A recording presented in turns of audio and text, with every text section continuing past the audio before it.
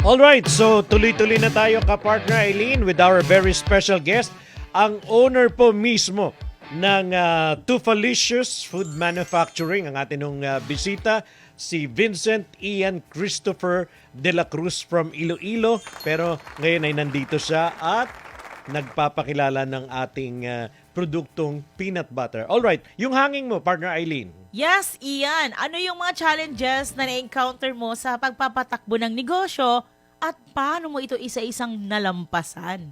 Ayan. Yun. Yung siguro first challenges ko siguro nung nag-start ako is yung mga gamit, which is yun sabi ko, nag-start kami sa sa blender lang. Tapos syempre medyo lumaki na yung yung mga nag-order.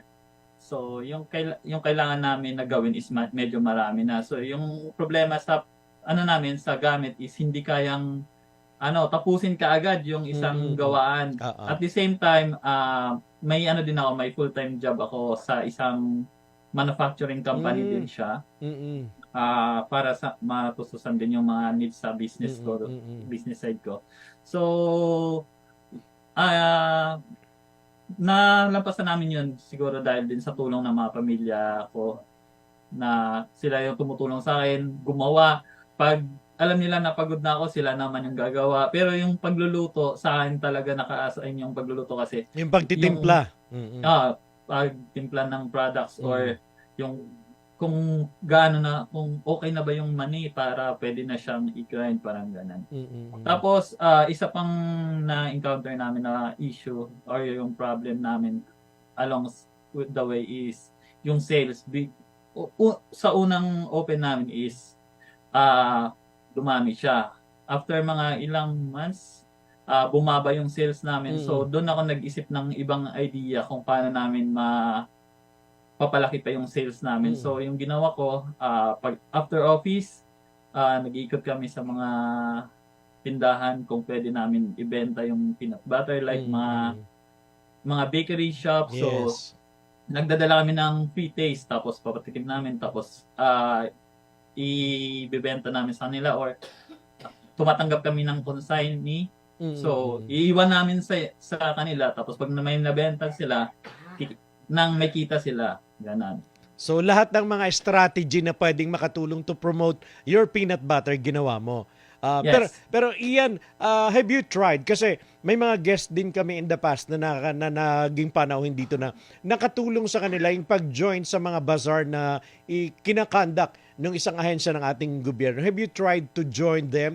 Kasi nakakatulong din yon para, sabi nga, ma-promote, may introduce mo at mas marami yung makakilala dun sa produkto. Na-try mo ba yon, Ian?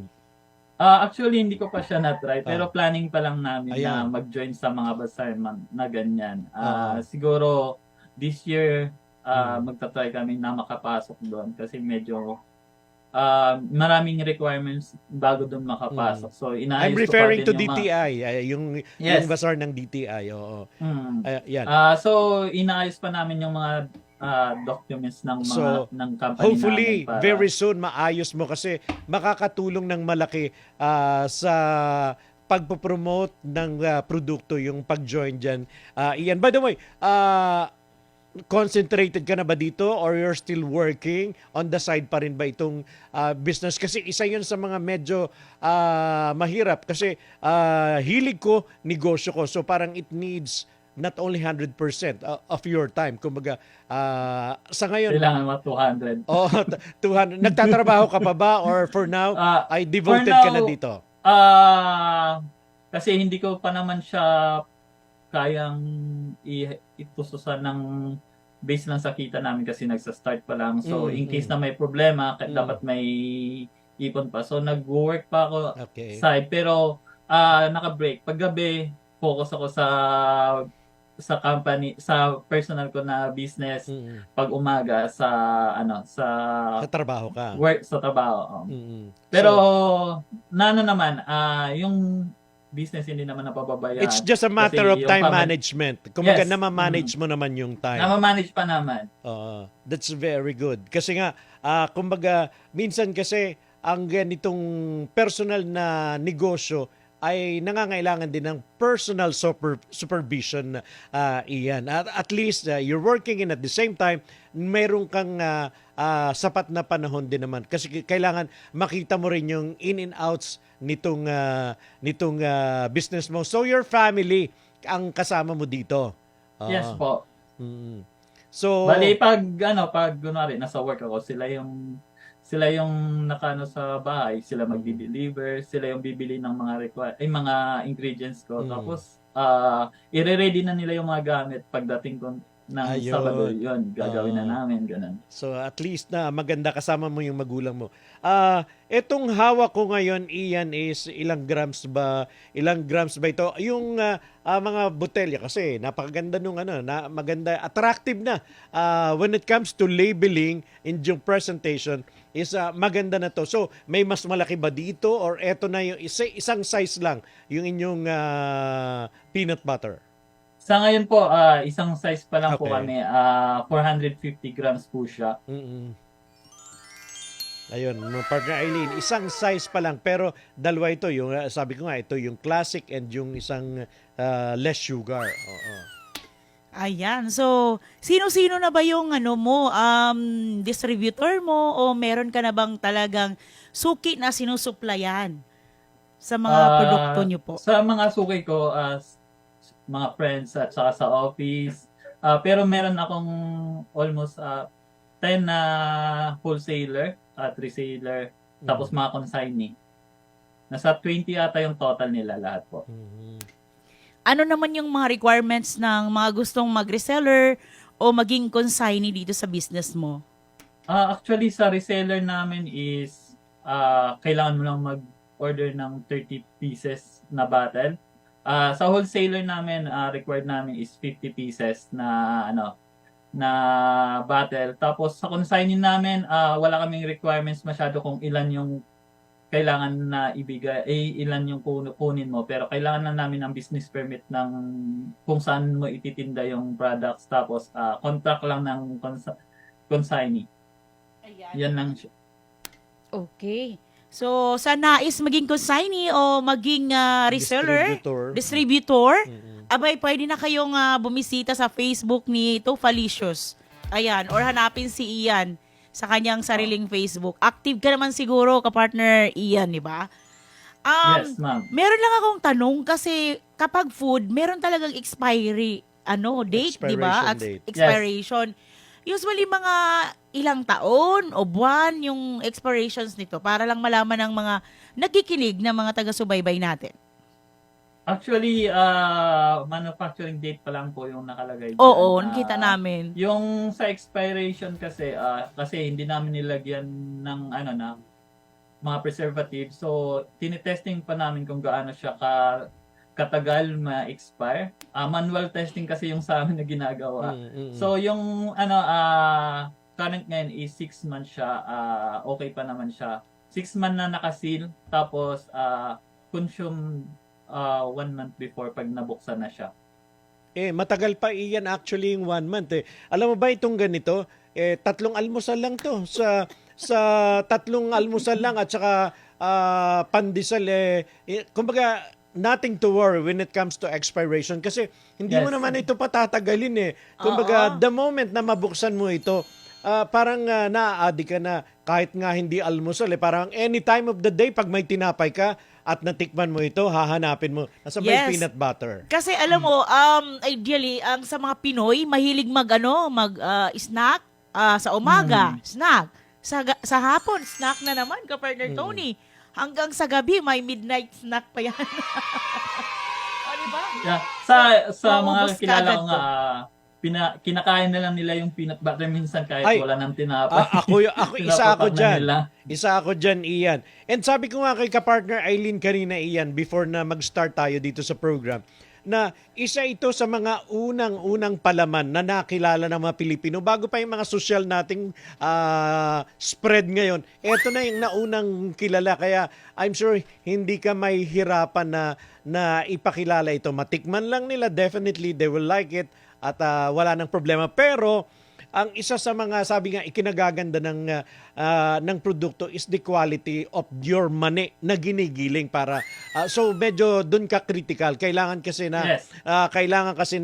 magandang klase kasi pag grind mo na yon at may mga nasama like pag bumili ka ngayon doon sa mga bangketa, 'di ba? May mga nalalasahan ka doon na parang dapat hindi na nila to sinama, nakakasira. So medyo doon ka particular sa quality nung mani na iga-grind nyo para maging peanut butter. Yes, tama po. Sinisiperate naman yung bad na mani sa good. Tapos yung bad tinatapon namin, yung good, yun yung ginagawa namin na mani. Kasi that's the secret. Kumbaga, mula pa lang doon sa mani hanggang doon sa production. Yes, partner Eileen. Ayan. So sa mga innovations na banggit na ba niya ka partner Tony kung ano yung mga ano niya dito Wala sa pa. Tabarok? Okay. So paano mo palalaguin itong negosyo mo ito dahil alam natin na nagsisimula ka pa lang. Then ano yung mga innovations na plan mo throughout the years para sa gagawin mong paglago ng Tufalicious? Yun, yung first namin na target this year is makompleto yung documents ng company sa mga mga sites kasi mukhang aabot na kami sa BIR kasi medyo lumalaki na siya, hindi na siya small business. Yes, tama So yan. kailangan namin i-process na 'yan. Tapos target namin is makakuha man lang ng kahit maliit lang na warehouse para doon gawin or doon i-store yung mga product namin. At saka this year din target namin is maka-join sa sinabi ni Sir na sa government na mga Bazaar. budget Habulin nyo. na. Itong end of the year, 'di ba? Usong-uso yung mga Christmas bazaar. Ang daming pwedeng salihan na iyan. Maraming Yes. mga event organizer, mga bazaar organizer, kapartner Ian, na talagang nagkakaroon sila ng mga trade show sa malls o iba't iba pang mga venue ng mga events. Ayan. Diba? Yan, So maganda. isa din yan sa mga namin, target namin this year. And we from DZR can support you and can connect you dun sa mga event organizer na kakilala namin. Ayan. Thank you. So, To we're help willing you, to help you. to And also promote. to carry your brand dahil ang peanut butter ay, ayan na nga yung makasamahan natin dito sa station, nag-aabang na sila. At kailangan na daw nila ng tinapay after our program ka partner Tony. Kasi andito yung mga peanuts sa ating harapan. Alam ko nakatingin na lahat ng mga mata namin, yung mga technical namin dito, lahat na. So guys, what are you waiting for? Bili na kayo ng tinapay para after the show, bubuksan na natin ito. For now, dyan lang sa Valenzuela, ang iyong, kumbaga, doon mo lang ito minamanufacture, Ian. Ayan. Yes po, sa sariling bahay, sa bahay lang po. Nag-alat na kami ng isang room para doon kami gumawa at saka i-store yung mga products. Ayan. Pero at least nakakatuwa na at your young age, kumbaga may focus ka na. Kasi tama yun. Kumbaga yung sinishare mo na we have to settle this, kailangan natin ito. Alam mo kung ano yung mga kakailanganin para hindi ka nabubulagan na biglang ang daming tumaas yung demand and yet ang dami mo palang kailangan pang i-secure. So slowly but surely, Ian, ay nakikita ko na nandiyon talaga yung iyong determinasyon. So hopefully one of these days, pagka kailangan mo nang i-give up yung iyong daytime job, siguro gagawin mo na yan to focus dito sa produkto. Pero at least, since sabi mo nga, na ma-manage pa naman, so walang problema doon. So yung contact details mo, Ayan. para doon sa mga gusto ho na subukan, saan ba pwedeng makipag-coordinate sa'yo? Pwede nyo po i-contact sa Facebook page namin na Tufalicious, tapos sa TikTok din, o kaya sa personal number ko para mas mabilis yung pag-contact. Sir 930-336-3033. Chat nyo lang po ako. Ulitin lang natin, 0930-336-3033. Aba, malinaw pa yung mata ko dahil sa pagkain ng peanut butter, ha? Pero mas madali talaga ito silang hanapin kapag hahanapin nila yung Facebook page nito or TikTok sa sa Tufalicious. Ayan. Yes. So parang hashtag Tufalicious, mare-remember mo na peanut butter ito, di ba? Siguro, one of these days, nagpupunta ako lagi dyan. My wife is from Valenzuela, taga Marulas din. So, siguro malapit ka lang dyan. Pag naamoy ko na amoy mani, nagluluto ng mani, siguro yun na yung sa inyo. Tupalicious na yan. Hindi ko lang na-catch kanina, ka-partner Tony, kung magkano yung isa nito. Oo. Yun yung nag-out ako. Magkano po yung isang ganitong bottle? SRP namin is 130 to 150 depend po sa location. Okay. Kasi kayo pa yung nagbabayad ng shipping o iba pa yung shipping sa dong nag-order? Iba po yung shipping. So 130 to 150 po ang presyo nito. Classic at saka yung less sugar. O magkaiba yung prices nila? Walang difference. Same lang po yung price nila. Okay. So, classic at saka yung less sugar is the Kayang-kaya, same. ka-partner Tony. Oo naman. 130 mo, Abot may kaya. palaman ka na. Oo. My God. Tama. Anyway, sige nga, may mga comments tayo dito, Ian, at maganda siguro na mabasa din namin, marinig mo rin yung mga komento ng mga nanonood sa amin. Ano ba yung ating mga messages na ipinaabot dyan bago dun sa ating gabay. So for now, dun ho sa ating mga kababayan na gusto ho itong masubukan, pwede rin ba itong orderin dun sa dalawang kilalang delivery, online na delivery? Pwede ba ito sa Shopee at sa Yes Lazada? po. Kung sa Quezon City po kayo, meron po tayo dyan na direct distributor, so wala tayong problema. Mhm. Kasi pagkakalam ko pag nag-deliver sila is basta along area lang nila is free delivery po. Ayan. Alright, partner So may Eileen. mga messages tayo Pasensya na, hindi kami nakapag-announce na may mga winner dahil alam po namin ang mananalo ng mga peanut na ito ay yung mga kami na. Pwede. Sorry naging totoo lang kasi nakalimutan So kumbaga, ito talaga ay magiging palaman na ito ng tinapay ni Sir Tony. Ito babasahin ko. Marilo Dam Alan. Ayan. Hi, good afternoon, DZR Patok. Ang sarap niyan. Dito na lang ako titikim kasi yung tinanim ko na mani sa amin, di ko natikman. Sure, umorder ka lang sa Tupalicious at alam kong super delicious po yung kanilang peanut. Ayan, ito pa. Si Lilibet, hello po. Lilibet, umuwi ka na dahil may peanut dito. Cherilyn, magandang hapon po. Patok sa DZR, nasan ka na? O yan, nasan ka, Che? Then, si Cheche, wow, paborito ko yarn. Napalaman sa tinapay at ihalo sa kare-kare. Ang kare-kare oo nga pala. Oo, may nilalagyan peanut. yung kare-kare. Tama, nalalasahan ko yun. Kalimutan ko lang. Hindi kasi tayo mahilig magluto, mahilig lang tayong kumain. Ayan.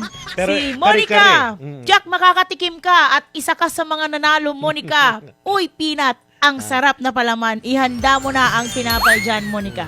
Ayan, di ba? Ayan. So ang kumbaga dami nating mga comments, maraming mga nagko-comments, Ian. And sabi nga hindi naman tayo banyaga dito sa peanut butter kasi nga 'di ba sabi ko nga sa iyo kanina, isa ito sa mga unang palaman na kinalugdan nating mga Pilipino. Nasa probinsya pa tayo. Ano ba yung kilala nating palaman lang? Peanut butter lang. Ayan. So talagang siguro hindi namin kayang basahin lahat ng mga messages, Ian. I don't know. Pero ito naman ay pwede mong marinig mamaya or mabalikan itong episode natin. Ayana Tolentino, I really appreciate this program of DZAR because it promotes local business and it contains inspiring stories from their guests kung paano nila napalago ang kanilang business. Kudos sa SMNI, DZAR. Kudos po sa inyo, Sir Vincent. Ayan. So talagang binuo namin yung patok para sa mga small, medium enterprises, sa mga negosyanteng nagsimula pa lang, nag-umpisa pa lang. Malay natin, isa kayo sa magiging giant business owner sa susunod, di ba? Yung ating may-ari nung, saan ba nagsimula yung may-ari nung SM? SMNI. Oo. 'Di ba? Ang daming mga business, Ian. Kumbaga nakaka-inspire na madiscover mo yung story ng isang successful businessman ngayon na nagdaan din pala siya, nag-start din siya from zero. Yes. So, you are on the right track, Ian. At mapapanalaminan din natin yung journey ng SMNI dahil nagsimula rin kami sa pagiging maliit Oo. hanggang ngayon na nakilala yung SMNI. Kaya ibabalik po namin ito sa mga negosyanteng nagsisimula rin sa maliit, subalit promising ang brand mo. Tulad na lang ng Tupalicious Peanut Butter. O, di ba? Alam ko may future ka dahil mahilig ang mga Pilipino sa mga palaman. Di ba, ka-partner Tony? And yes, Ian, siguro bago ka namin hingan ng iyong actually sa kanya din naman itong gabay natin, 'di ba, ka-partner Eileen? So magandang siguro pag-usapan natin itong ating sa bahaging ito sa ating gabay sa tagumpay. Sabi nga, kahit gaano man kahirap ang iyong pinagdaanan, don't give up. Keep moving forward. Ayun. Ayan, isa pa, sabi ni Ian, kahit may marinig ka ng mga paninira o negatibong komento sa'yo, gamitin mo ito upang lalo mo pang mapaigi ang sarili mo. Ian? That's very true. Yes. Kasi based sa experience ko po, syempre nagsimula tayo sa maliit na negosyo. Kailangan talaga is time or yung paghihirap or yung i-invest mo. Kasi wala naman tayong pera na i-invest kaagad para makaana ng hire ng tao. So, doon, naranasan namin na sobrang hirap yung paggawa. Paggawa ng mga order kasi sobrang dami. Tapos yung mga gamit mo is hindi capable na gumawa kaagad nun. So, kailangan mo maghintay ng time. Kahit puyat ka na sa trabaho mo, tatapusin mo pa rin siya.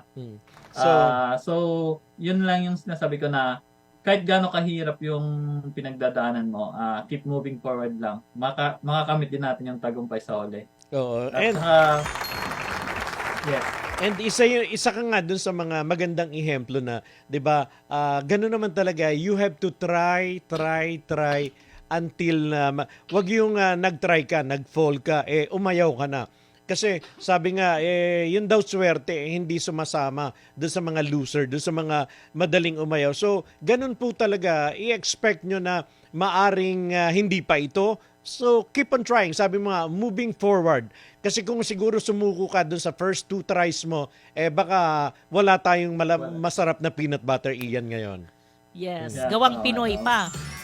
Gawang Ian, gawang delicious. Ayan, di ba? Kasi masarap yung peanut niya. Masarap na, sa tingin pa lang namin, masarap na. Pero ma-justify namin ito pag natikman namin ngayon after. Guaranteed yan. Guaranteed ba? Yan. Masarap yan. Money back diba? Parang ganun. But Money anyway, back guarantee pag hindi mo nagustuhan. pag hindi nagustuhan. Anyway, before we totally wind up, Ian, we are giving you the floor to invite again yung mga viewers natin, lahat ng mga nakikinig sa atin, ibalita mo, banggitin mo ulit yung iyong mga contact number and paano ba sila pwedeng maka-order nito. So sa mga viewers natin dyan sa DZAR, SMNI, pwede po kayo mag-order sa amin ng peanut butter. Contact nyo lang po yung page namin, Tufalicious, at saka yung sa TikTok namin. O kaya contact me directly sa 0930-336-3033. Same din sa kung may mga gustong distributor ng money na local, open po kami. Tapos sa mga gustong mag wholesale or resale, contact nyo na lang po yung page namin. Open po kami sa mga ganun po. Ayan. So, opportunity doon sa mga farmers na nahihirapan, hindi nila alam kung saan nila pwedeng hindi ba seasonal yung peanut, Ian, sa pagkakaalam mo? Hindi Pagkakalam ko seasonal po ata. Seasonal. So, kailangan mo ng maraming stocks para matugunan yung needs and your dadami pang demand, Ian. Anyway, maraming salamat, Ian, and good luck. Hopefully, slowly but surely, all your goals when it comes to your business, magtatagumpay ka. Keep it up. Bata ka pa. It's still a long way. Dadami pa. Hopefully, hindi lamang itong 2 flavor ang may isip mo. Baka meron pang ibang madaragdag dito in the near future. Ayan. Thank you. So Thank you, muli, thank you very much. Ating pong natunghayan ang isa na namang kwento na punong-puno po ng inspirasyon at pagpupursige. Nawa kayo po'y aming na-inspire sa kwento po na inilad sa atin ng ating special guest today, si Vincent Ian Christopher de la Cruz. Magandang hapon, ako si Tony Cuevas. At sa ngalan naman ng ating chairman, Pastor Apollo C. Kibuloy, at sa ating mga kasamahan, dyan sa ating technical, si Joyce Esber at si Atma, at of course, ang producer ng programang ito, si Cyril Catan. Ako naman po ang inyong kapartner, Aileen Navarro. Laging tumutok, lagi niyong aabangan ang iba't ibang kwento ng tagumpay sa likod ng mga kilalang brand, produkto o kumpanya. Kaya naman, kung meron kang kwento na alam mong papatok at tatatak sa isipan ng bawat Pilipino, abay, huwag mong itago, kundi dapat ito'y ating ibahagi at ipatok na yan!